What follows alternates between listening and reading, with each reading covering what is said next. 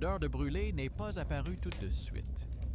Au début, on aurait dit de la poussière sur les radiateurs ou un vieux fer à repasser qui n'avait pas été utilisé depuis longtemps. Mais vers le soir, l'odeur est devenue plus forte, comme si quelque chose brûlait sous le plancher. Piotr a ouvert la fenêtre, a regardé en bas. La cour était calme. Même les chats n'étaient pas visibles. Il a inspiré l'air en grimaçant et a compris. L'odeur de brûlé venait du grenier. La maison était vieille, construite après la guerre, avec des planchers en bois. Il y avait toujours une odeur d'humidité qui s'en dégageait, mais pas de brûlé. Il monta l'escalier, une lampe de poche à la main, et remarqua, dans la dernière volée de marche, une fine bande de lumière sous la porte du grenier, alors que l'ampoule n'avait pas fonctionné depuis 20 ans. Il poussa la porte, qui grinça en le laissant entrer. L'air était épais, poussiéreux, et des moucherons dansaient dans le faisceau de la lampe. La lumière ne provenait pas de la lampe, mais d'un vieux téléviseur posé sur des caisses. Record! Un boîtier massif avec un écran bombé, recouvert d'une couche de poussière, mais dont l'écran scintillait d'une lumière vert pâle. Il n'y avait pas de câble. Le fil était sectionné et la prise gisait sur le sol. Piotr s'approcha. Une image bougeait à l'écran. Un présentateur en costume sombre lisait les nouvelles. Derrière lui, la date. Le 26 novembre 2026. On était en octobre. Il ne toucha pas à la télévision. Il aurait débranché le cordon, mais celui-ci n'était pas dans la prise. Il se retourna et descendit. En bas, tout était calme, comme si le son était resté là-haut. Le soir, il a longtemps eu du mal à s'endormir, repensant tantôt à l'expression du présentateur, tantôt à l'inscription sous son visage. Actualité de la région.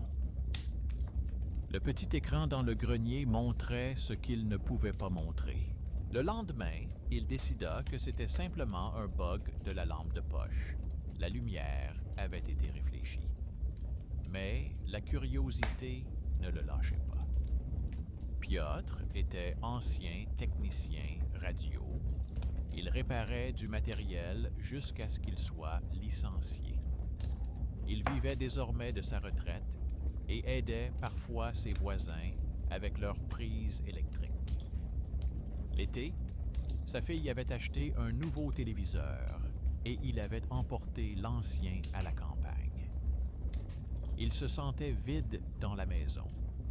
Le soir, il écoutait la radio ou s'asseyait simplement dans la cuisine avec un livre. C'est pourquoi l'idée du vieux Record lui est restée en tête. Il a décidé de le descendre, de le nettoyer et de voir s'il pouvait le vendre à un antiquaire. À l'heure du déjeuner, il était déjà dans le grenier avec un chiffon et un tournevis. Il a dépoussiéré l'écran, l'a essuyé et l'image est réapparue. Cette fois, le présentateur parlait de problèmes techniques. Un court-circuit s'est produit dans la maison numéro 12 de la rue Strowadley. Il n'y a pas de blessés. Piotr sourit. Son immeuble portait justement ce numéro. À ce moment-là, quelque part en bas, un disjoncteur se déclencha et la lumière clignota. Il descendit. Chez sa voisine du dessous, les fusibles avaient sauté. Elle gesticulait en jurant. Elle disait que le vieux luminaire avait fait une étincelle. tout concordait étrangement. Piotr décida de noter l'incident. Il prit un carnet et nota la date et l'heure. Quelques heures plus tard, le présentateur annonça une autre nouvelle. Une voiture abandonnée a été découverte dans la cour, gênant le passage. Il regarda par la fenêtre. Dans la cour se trouvait une vieille Neuf, qui n'était pas là le matin. Au début, tout semblait être une coïncidence, mais cela s'est reproduit. La télévision montrait une enseigne de magasin qui tombait, et le soir, elle était effectivement penchée, arrachée par le vent. Piotr a cessé de rire. Il a commencé à allumer la télévision tous les jours. À l'écran, les mêmes nouvelles mornes, un présentateur sans émotion, les mêmes vieilles polices de caractère. La date était avancée d'un jour. Il a remarqué de petits détails. Le même homme en pull passait derrière le présentateur à chaque émission. Le présentateur avait toujours un dossier devant lui, mais chaque jour, celui-ci devenait plus épais. Piotr a commencé à prendre des notes. Une semaine plus tard, le présentateur prononça son nom pour la première fois. D'abord avec hésitation, comme dans le contexte d'une actualité générale. Le résident du numéro 12, Piotr Ivanovitch, a signalé une fuite de gaz. Il sursauta. Il n'y avait pas de gaz, il n'avait rien signalé. Tout était en ordre dans la cuisine. Il vérifia les brûleurs, la bouteille de gaz, appela même le service de dispatching, qui fut surpris. Vers le soir, une odeur de gaz se fit réellement sentir. Dans la cage d'escalier, une odeur forte s'échappait dessous la porte des voisins. Il frappa, appela, mais personne n'ouvrit. Il fallut appeler les secours. Il s'avéra que la propriétaire avait oublié de fermer la cuisinière. Après cela, il a cessé d'enregistrer les informations, car elles étaient devenues trop précises. À la place, il a essayé de comprendre le fonctionnement du téléviseur, de comprendre d'où venait l'alimentation. Mais l'appareil indiquait 0. Le téléviseur n'était pas branché et les lampes à l'intérieur brillaient à peine, comme sous l'effet d'une tension interne. Il a retiré le couvercle arrière. Il y avait là un reçu jauni au nom de Ivanov Piotr Ivanovitch. Seule la date était indiquée, 1986. C'était son année de naissance. L'écriture était étrangère, mais le nom de famille correspondait. Il ne se souvenait pas que sa famille ait jamais acheté un record. Ce soir-là, il appela sa fille. Il lui dit qu'il avait trouvé un vieux téléviseur qui diffusait des images étranges. Elle plaisanta, lui dit qu'il s'ennuyait simplement et lui conseilla de le jeter. Il répondit qu'il allait essayer, mais il ne le jeta pas. Le lendemain, le présentateur a annoncé que un appareil défectueux, source potentielle d'incendie, avait été trouvé dans le grenier de la maison numéro 12. Piotr a compris qu'il parlait de sa télévision. Il est monté à l'étage et s'est assis devant l'écran. Celui-ci était noir, mais lorsqu'il a regardé de plus près, il a vu le reflet du présentateur bouger dans la vitre, sans son, les lèvres remuant. Il a vu son reflet à côté, et le présentateur a tourné la tête, comme s'il le regardait directement. Il sursauta et débrancha le câble, bien qu'il n'y en ait pas. La lampe dans sa main clignota. L'écran s'éteignit. Mais l'image figée du visage du présentateur restait visible, comme la trace d'un flash. Il ferma le grenier. Les jours suivants, il évita de monter là-haut. Cependant, les bizarreries continuèrent. La boîte aux lettres se remplit de reçus au nom d'autres locataires, mais avec son adresse.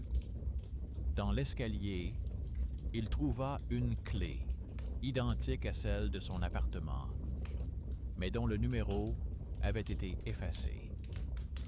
Dans la cave, quelqu'un avait laissé une boîte en carton sur laquelle était écrit « Archives ». À l'intérieur se trouvaient des registres d'entretien technique de l'immeuble et d'anciens registres. L'un d'eux indiquait qu'avant l'emménagement de la famille de Piotr, l'appartement était occupé par un électromécanicien décédé dans le grenier pendant des travaux de rénovation. Son nom était Ivanov. Il relut la ligne plusieurs fois, sans comprendre tout de suite. Cela signifiait donc qu'avant eux, un homme du même nom avait vécu ici et était mort d'un court-circuit en réparant un appareil électroménager. Et il avait une télévision. Ce détail ne l'effrayait pas, au contraire, il lui procurait un étrange sentiment de calme. La coïncidence s'expliquait par le document. Mais pendant la nuit, une odeur de brûlé se fit à nouveau sentir. Et à nouveau dans le grenier. Il monta. La porte était entr'ouverte. Il faisait sombre à l'intérieur, mais une faible lumière filtrait sous le téléviseur. L'écran était allumé, bien que le cordon d'alimentation soit toujours posé sur le sol.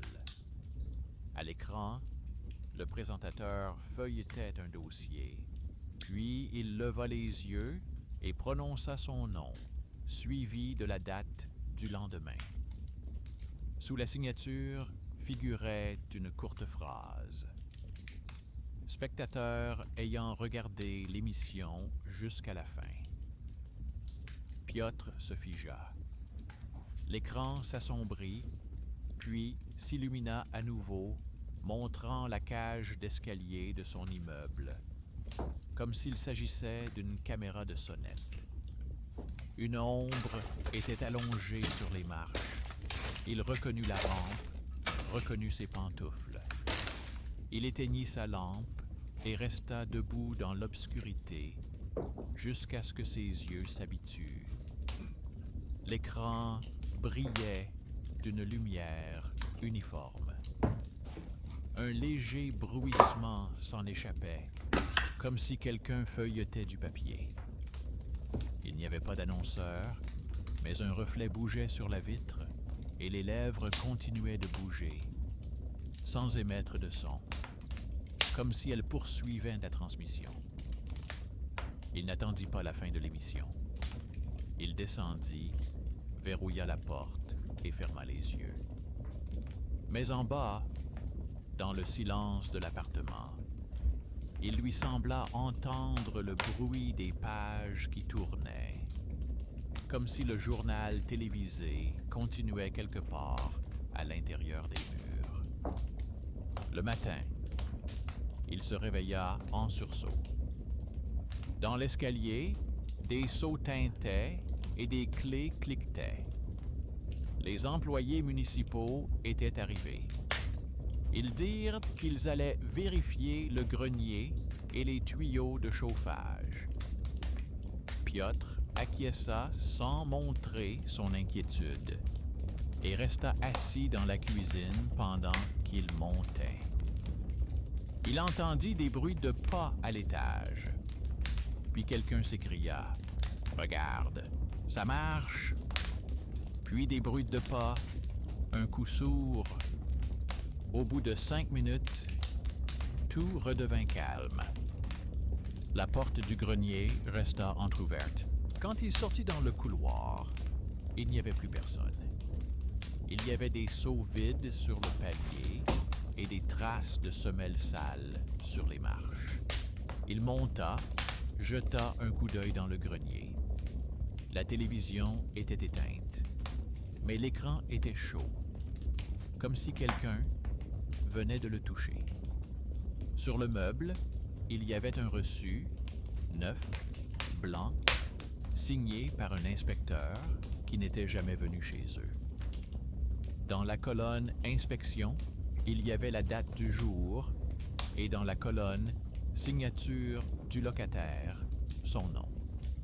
Il ne l'avait pas signé. Il descendit, s'assit sur un tabouret près de la porte et resta longtemps assis, sentant la fatigue le gagner. Sa voisine du dessous, tante Raya, lui apporta une clé. Elle dit qu'elle l'avait trouvée sous le paillasson et avait pensé qu'elle était à lui. La clé correspondait effectivement à sa serrure, mais sur la tête était gravé en caractères anciens. ZHEC 4. On n'en fabriquait plus depuis 30 ans. Il essaya d'ouvrir le débarras au sous-sol avec cette clé, mais la serrure était rouillée depuis longtemps. À l'intérieur, ça sentait la chaux et le fer. Sur l'étagère, il y avait de vieilles enveloppes attachées avec de la ficelle. L'adresse était celle de son immeuble, appartement 12, mais les années indiquées étaient les années 60 et 70. Il n'osa pas tous les lire. Il en ouvrit un.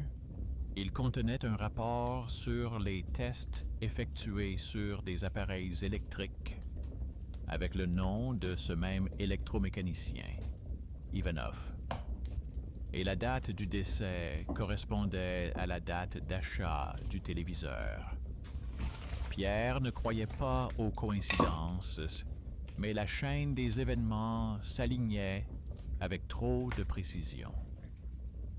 Il comprit que le téléviseur pouvait appartenir à cet Ivanov et que tout s'était peut-être terminé ainsi. Un court-circuit, un incendie, la mort. Peut-être que le courant avait traversé le boîtier. Mais pourquoi l'écran continuait-il de fonctionner? Il sortit son vieux multimètre, vérifia la tension. 0. Il vérifia l'isolation. Tout était en ordre. Mais dès qu'il approcha la sonde du verre, l'aiguille bondit, comme si quelque chose bougeait derrière l'écran. Ce soir-là, la télévision s'est allumée toute seule, sans son, sans présentateur. À l'écran, on voyait l'escalier de l'entrée, filmé depuis le haut, et une fine bande de lumière provenant d'une lampe de poche. Il a pensé qu'il s'agissait d'une caméra, mais il n'y avait pas de caméra. Il appela sa voisine, qui lui dit qu'elle ne voyait rien, juste des interférences. Quand elle fut partie, l'écran se remit en marche. Le présentateur était assis à une table. Devant lui, 2 dossiers. L'un d'eux était celui que Piotr avait vu auparavant, maintenant ouvert. Sur la première page figurait son nom, sa date de naissance et les mots « Examen terminé ». Il éteignit la télévision, se détourna, mais la lumière de l'écran remplissait lentement la pièce, même à travers ses paupières closes. Il sortit alors une vieille housse du placard et recouvrit l'appareil. La lumière traversait le tissu. Il ne dormait pas. À 3 heures du matin, il entendit des pas derrière le mur. Puis quelqu'un descendit l'escalier, lentement, silencieusement, par intermittence, comme une personne avec une béquille. Piotr regarda par le judas, mais il n'y avait personne. Cependant, un bout de papier était posé sous la porte. Veuillez remettre les clés pour vérification. La signature était la même que celle sur le reçu du grenier. Le lendemain, il se rendit à la gérance de l'immeuble. Là-bas, personne n'était au courant d'une inspection ni d'un inspecteur. La femme à la fenêtre lui dit que le grenier était fermé pour rénovation et que personne ne devait y monter. Il voulut protester, mais se tut. Il demanda seulement qui travaillait ici auparavant. Elle répondit que dans les années 70, un électricien âgé, Ivanov, y avait vécu, qu'il était mort électrocuté, puis que son fils était parti dans une autre ville. Piotr sentit un frisson lui glisser dans la gorge. Dans son enfance, sa mère lui avait dit que leur appartement leur avait été attribué à tour de rôle après avoir été rénové à la suite d'un incendie. Il n'avait jamais fait le lien entre ces deux faits. De retour chez lui, il constata que la télévision était à nouveau allumée. À l'écran, il y avait un enregistrement. Un présentateur parlait d'un vieil immeuble qui allait être démoli. Puis la caméra changea de plan et montra la chambre de Piotr, sa table, son cahier. Tout était exactement comme maintenant. Il s'est approché. Le présentateur a tourné la tête et a dit, sans émettre un son, mais en articulant clairement avec ses lèvres, que tout se déroulait comme prévu. Ce soir-là, Piotr a sorti la télévision dans la rue. Il l'a posée près des poubelles et l'a recouvert d'un chiffon. Mais pendant la nuit, en regardant par la fenêtre, il a vu que le chiffon avait glissé et que l'écran clignotait. Le concierge passait par là, s'est arrêté, a regardé et, comme fasciné, s'est assis devant. Le lendemain matin, la télévision avait disparu. Pierre poussa un soupir de soulagement.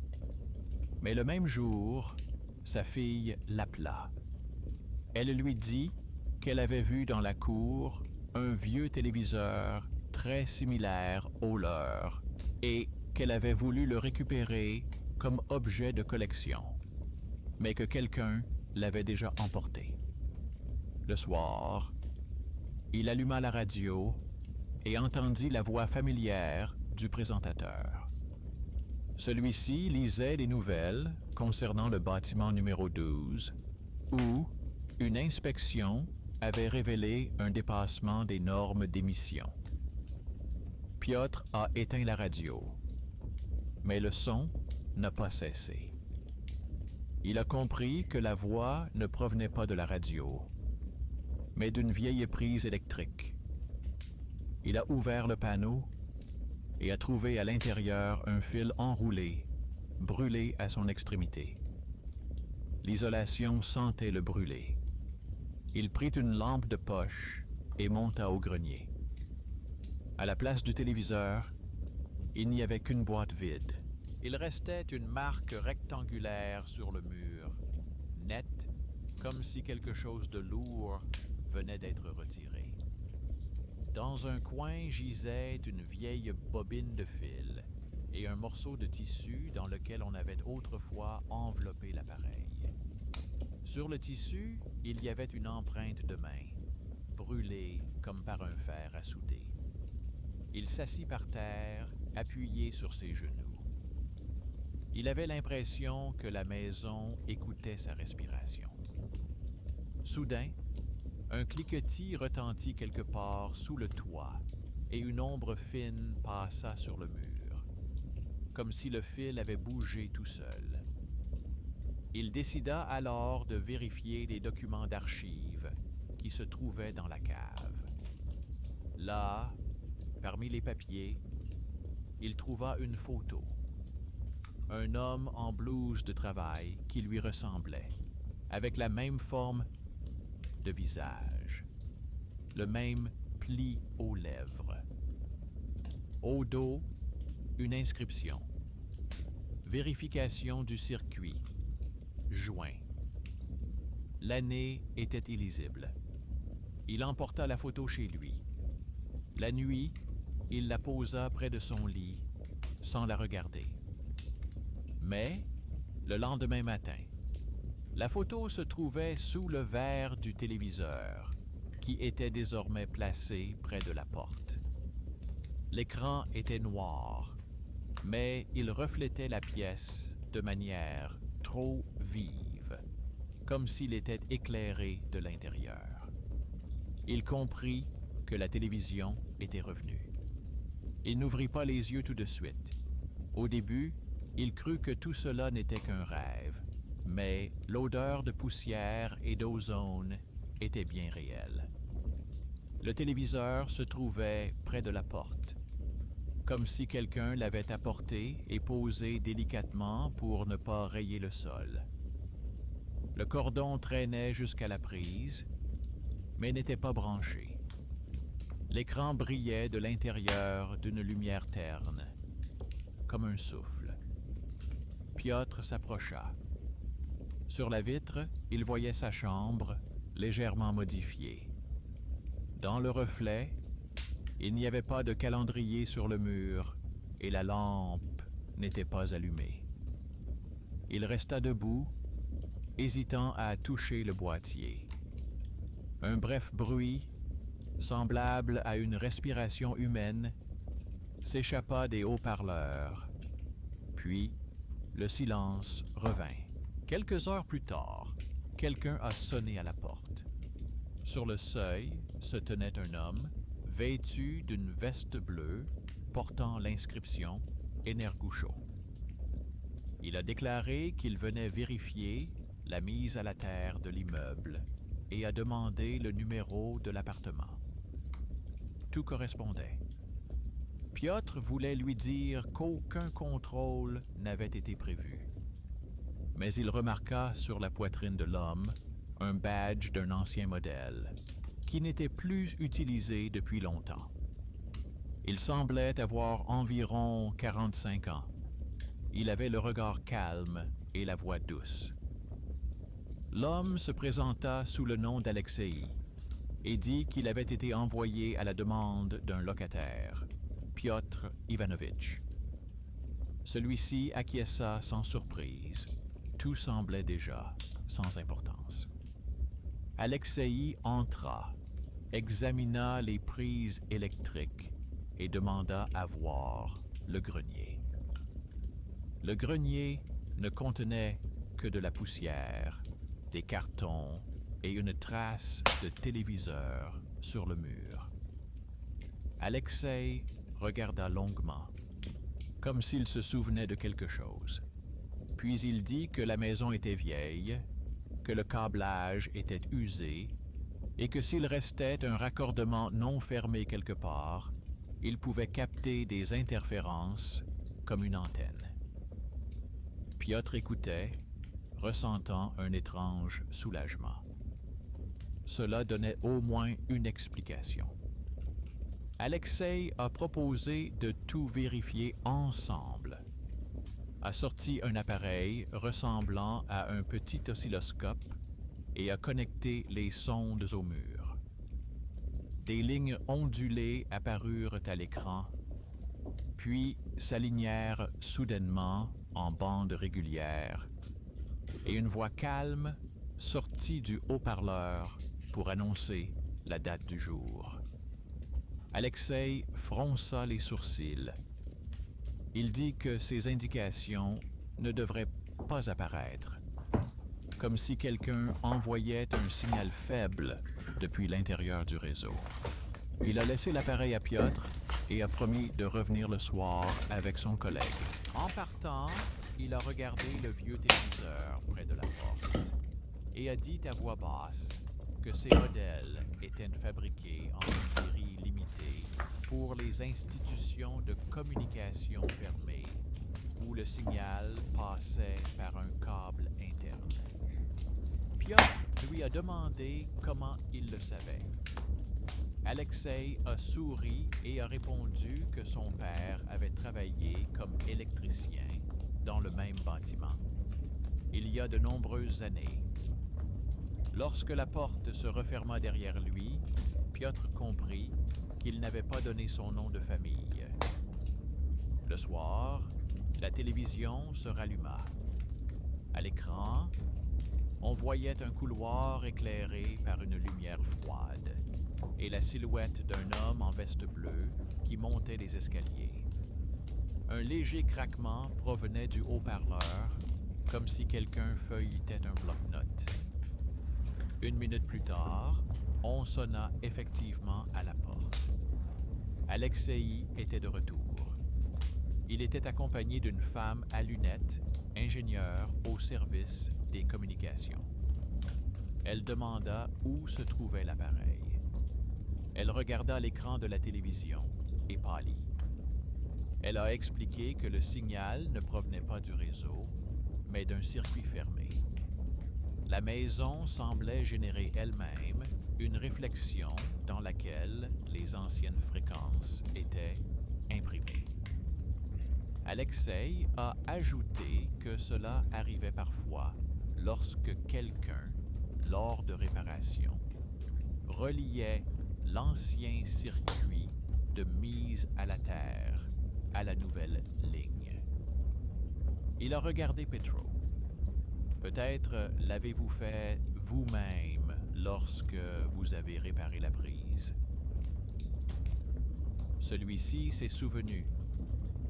Une semaine auparavant, il avait effectivement remplacé le fil d'aluminium par un fil de cuivre et l'avait connecté directement au boîtier de la prise pour éviter les interférences. À ce moment-là, il ne savait pas que ce fil menait directement au grenier. La femme a proposé de couper temporairement le courant. Ils ont retiré la borne et l'ont isolée. La télévision s'est éteinte. Piotr a poussé un soupir de soulagement. Alexei a dit qu'il passerait demain avec les documents. Pendant la nuit, Piotr s'est réveillé à cause de la lumière. L'écran était à nouveau allumé. On y voyait la même pièce, mais sans lui.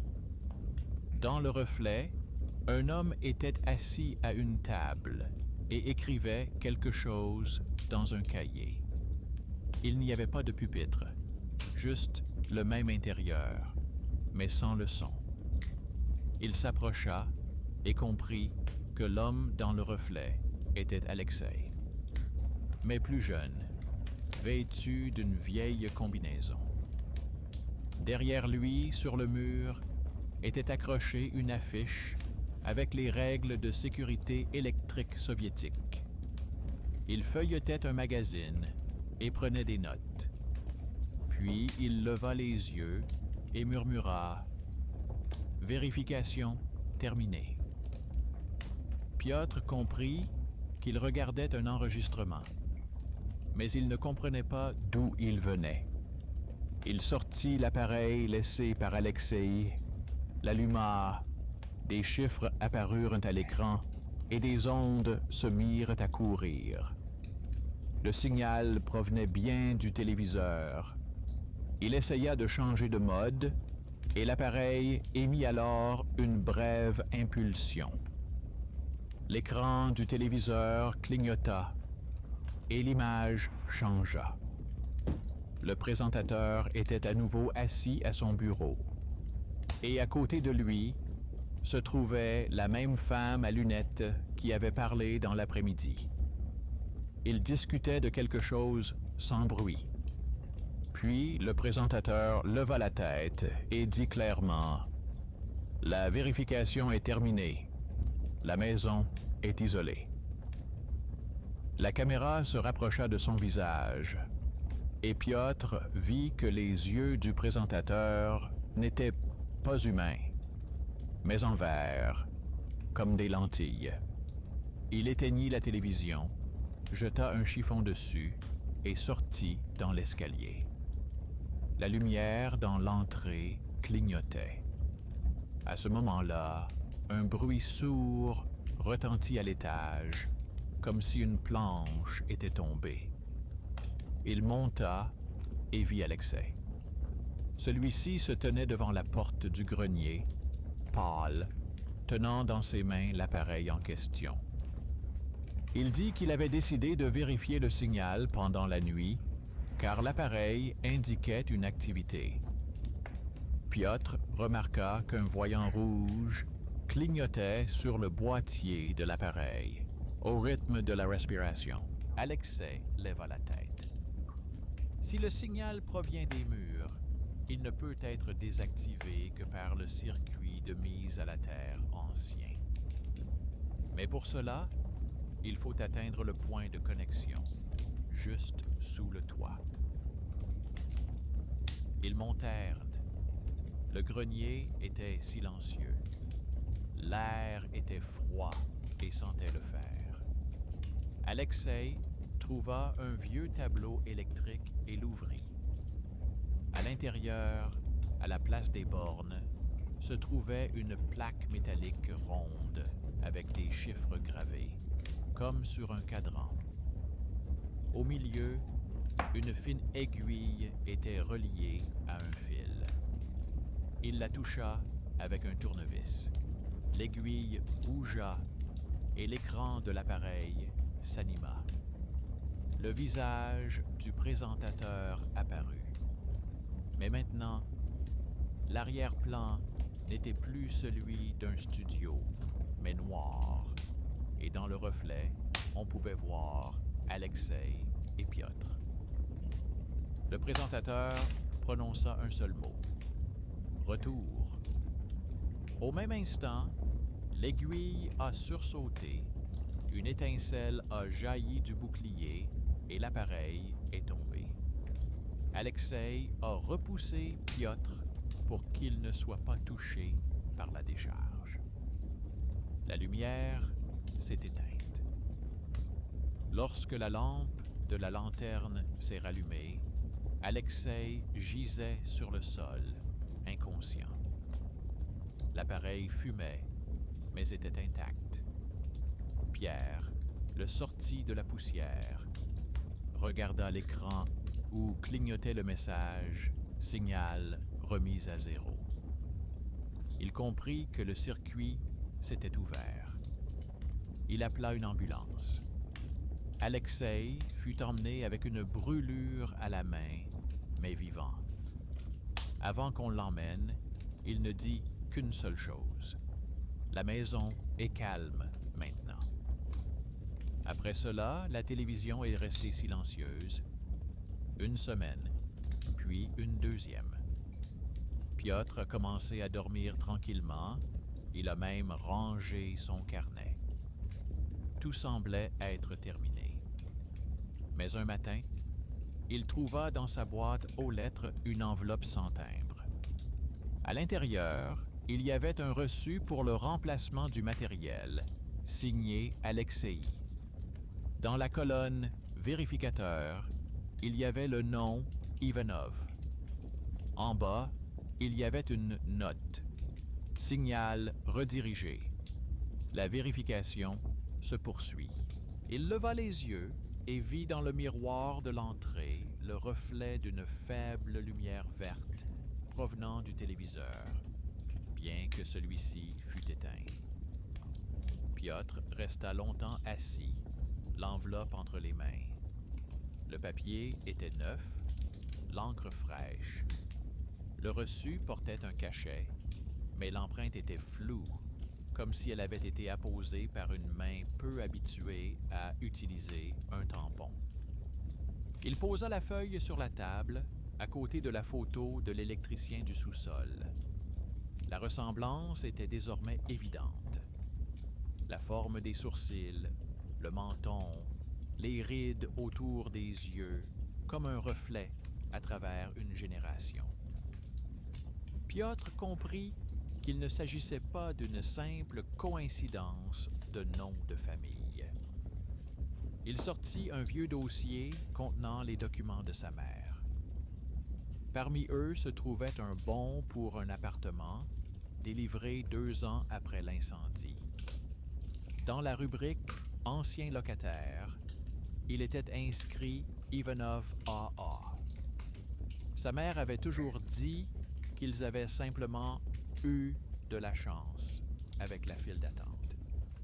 À l'époque, il ne lui avait pas demandé pourquoi elle évitait de parler de ceux qui avaient vécu là avant eux. Maintenant, tout s'expliquait. La journée s'était déroulée tranquillement, mais vers le soir, la radio siffla à nouveau.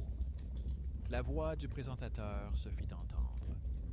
Aujourd'hui s'achève la dernière vérification du circuit électrique dans la maison numéro 12. Toutes les mesures sont conformes à la norme.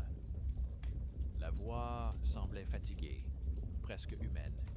Puis il ajouta: « Les téléspectateurs qui ont regardé l'émission jusqu'à la fin peuvent se considérer comme libres. » Pierre n'a pas touché à la radio, mais il a entendu un léger crépitement près du mur où se trouvait autrefois le téléviseur.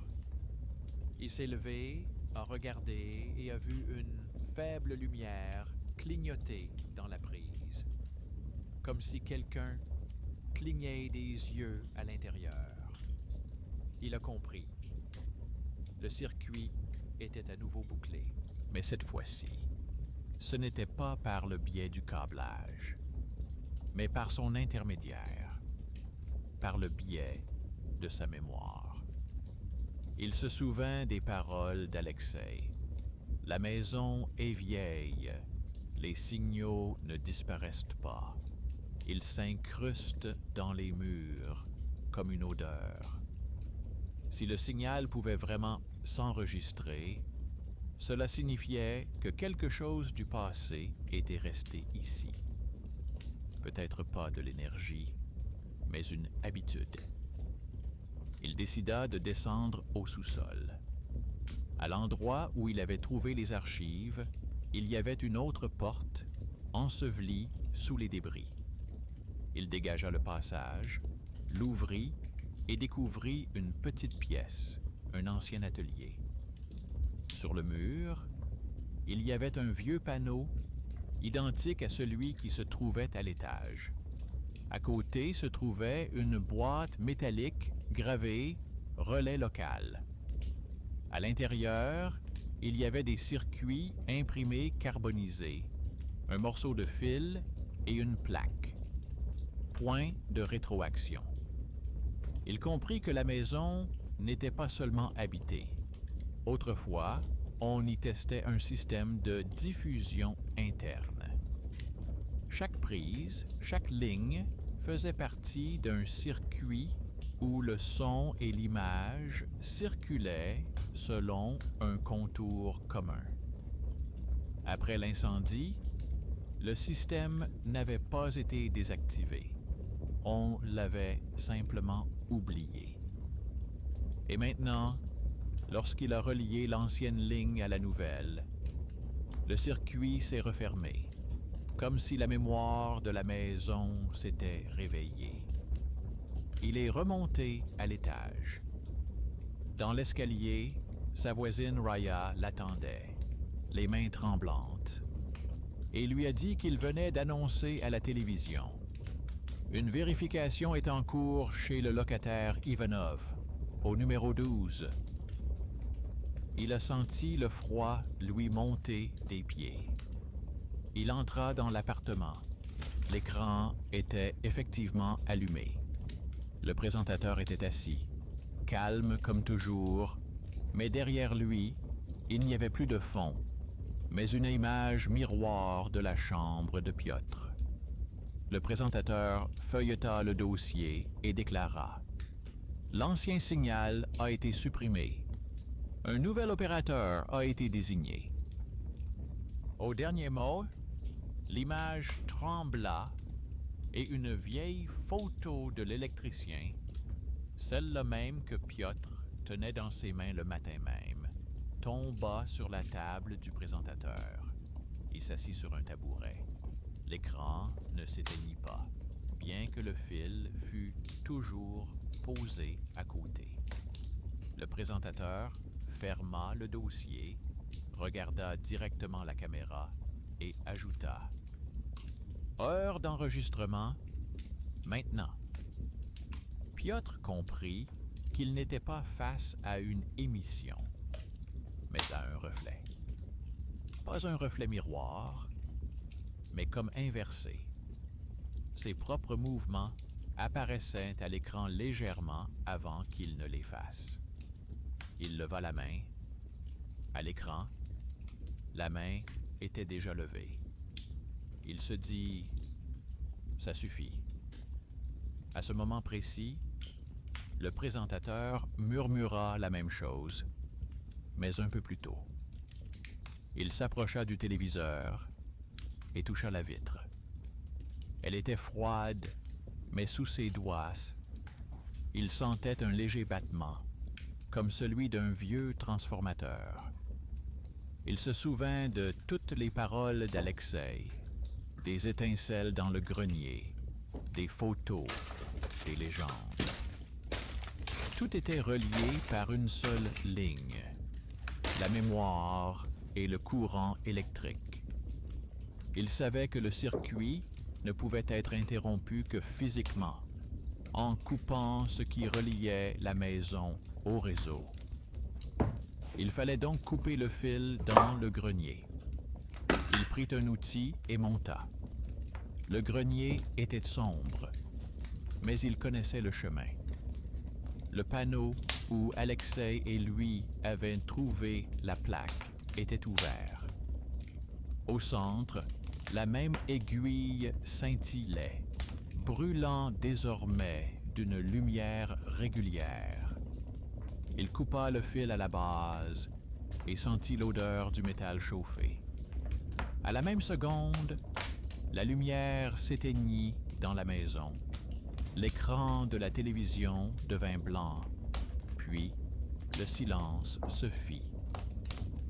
Seul l'air résonnait légèrement, comme après un orage. Il descendit et s'assit sur son lit. Dans le miroir, sa chambre était sombre, ordinaire, silencieuse. La télévision était noire, morte, sans reflet.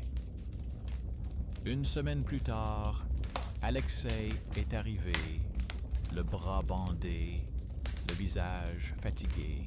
Il a dit que les vérifications étaient terminées, que le réseau était désormais complètement hors tension. Il a posé sur la table un document tamponné « Conclusion. Circuit éliminé ». Puis, il a regardé la photo de l'électricien et a demandé à qui elle appartenait. Piotr répondit que c'était, semble-t-il, un parent. Alexei regarda attentivement, hocha la tête. Alors, la boucle est bouclée, honnêtement. Ils ont bu du thé. Alexei est parti. Piotr a rangé la photo dans un tiroir et a descendu la télévision à la cave. Il l'a verrouillée et a collé une étiquette. Ne pas brancher. Plusieurs semaines passèrent. La maison était devenue plus calme.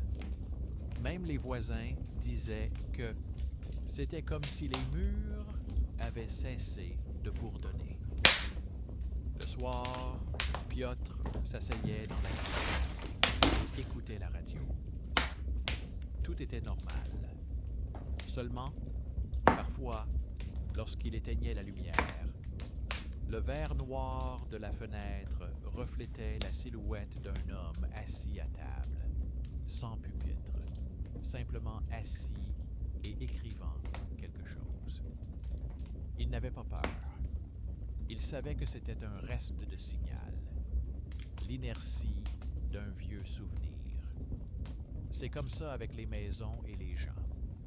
L'important, c'est que le courant ne continue pas, mais s'éteigne progressivement. Avant de se coucher, il passait toujours devant le téléviseur, qui se trouvait désormais en bas, dans la cave, et touchait la porte avec sa main.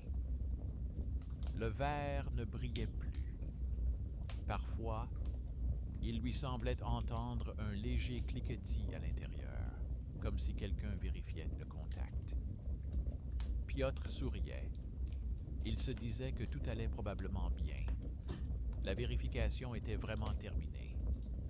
Et dans ce silence, dans cette vieille maison, entre ces murs imprégnés de l'écho des courants et des voix, le calme s'était enfin installé. Un calme rassurant et non inquiétant. Celui qui règne après une réparation.